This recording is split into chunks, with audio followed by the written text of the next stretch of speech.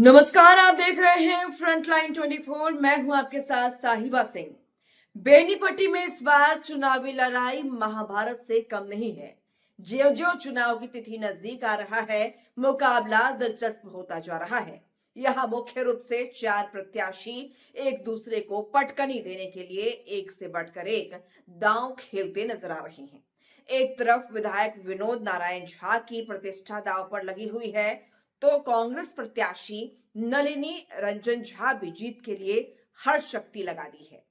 लड़ाई यहां भाजपा और कांग्रेस के बीच ही है। फिलहाल विनोद नारायण झा एनडीए के गढ़ में पिछड़ते नजर आ रहे हैं, लेकिन विनोद नारायण झा की जीत के लिए भाजपा सारी शक्ति झोंकती है और बेनीपट्टी में दर्जनों सांसद, मंत्री और संघ के लोग कैंप कर रहे हैं। अमित शाह से लेकर स्मृति ईरानी तक यहां सभा और रोड शो कर चुके हैं। आज भी भाजपा के कई बड़े नेता बेनीपट्टी में हैं। बावजूद इसके चुनाव से 3 दिन पहले तक भाजपा प्रत्याशी विनोद नारायण झा कांग्रेस प्रत्याशी नलिनी रंजन झा से पीछे ही दिख रहे हैं। इसका वजह सिर्फ उनके प्रति भारी नाराजगी है। कांग्रेस भी यहां कमजोर नहीं है। नलिनी रंजन झा के लिए कांग्रेस महासचिव एवं सांसद प्रियंका गांधी आकर कांग्रेस के पक्ष में माहौल बनाकर चली गई हैं। प्रत्याशी नलिनी रंजन झा का स्थानीय होना उन्हें राहत पहुंचा रहा है। जहां तक निर्दलीय प्रत्याशी डॉक्टर मृणाल की बात है, तो भाजपा का एक बड़ा धारा आज भी उनके साथ है, जो विनोद नारायण झा की नींद उड़ाकर रख दी है। इसी तरह जनसुराज प्रत्याशी परवेज आलम कांग्रेस को नुकसान पहुंचाने के लिए आमादा है।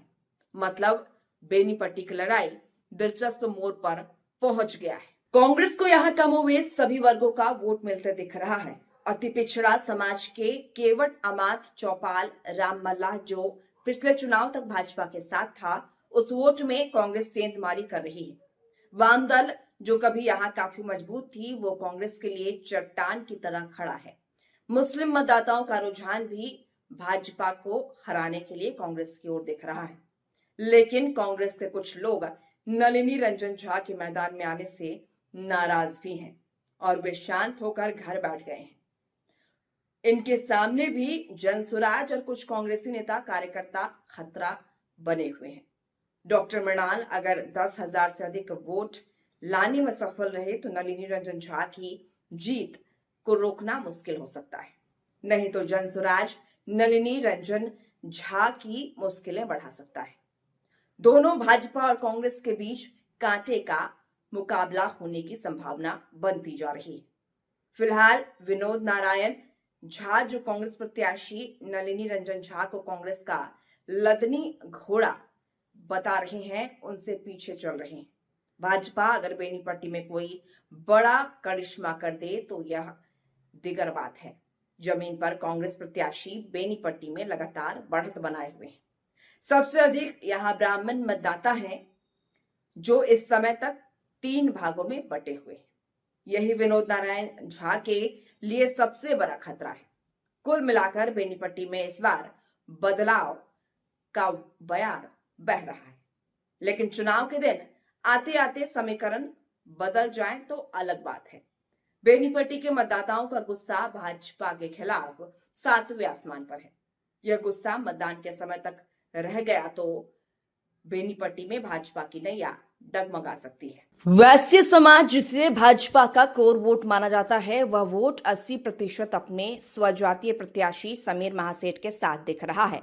समीर महासेठ, जिनका क्षेत्र में घनघोर विरोध हो रहा था, वह विरोध थमता दिख रहा है। यादव, मुस्लिम और वैश्य समाज की एकजुटता समीर महासेठ को राहत पहुंचा रहा है। नाराज लोगों को साथ लाने में समीर महासेठ सफल दिख रहे हैं। मतलब साफ है कि जनसुराज का जितना कद बढ़ता जाएगा, समीर महासेठ उतना ही मजबूत होते चले जाएंगे। माधव आनंद एक बड़ा नाम है और वे बड़े कद के नेता माने जाते हैं, इसमें कहीं कोई किंतु परंतु नहीं है। लेकिन वे मधुबनी में आकर बहुत सहज नहीं है। अगर माधव आनंद को राजद को हराना है तो सबसे पहले भाजपा को आगे करना होगा। ब्राह्मण मतदाताओं की गोलबंदी सबसे अधिक माधव आनंद के लिए जरूरी है। इस समाज के 2-4 नहीं दर्जनों चेहरा को सामने लाना जरूरी है, नहीं तो ब्राह्मणों का वोट बंटने से कोई नहीं रोक सकता। समीर महासेठ जो पिछड़ते नजर आ रहे हैं वो वोट बैंक को सही करने में सफल दिख रहे हैं। समीर महासेठ को कमोवेश सभी वर्गों का वोट मिलता रहा है, इस बार भी यही होने जा रहा है। मधुबनी का चुनाव इस बार अलग मोड़ लेता दिख रहा है। जनसुराज को कम आंकना बड़ी भूल हो सकती है। जो भी हो, मधुबनी विधानसभा में मतदान से 4 दिन पहले तक की स्थिति हौच पौच बनी हुई है। होगा क्या यह तो 14 को पता चलेगा, लेकिन एनडीए गठबंधन, महागठबंधन और जनसुराज यहां कांटे की टक्कर होती जा रही है। महागठबंधन प्रत्याशी समीर महासेठ फिर इस बार फील गुड में है।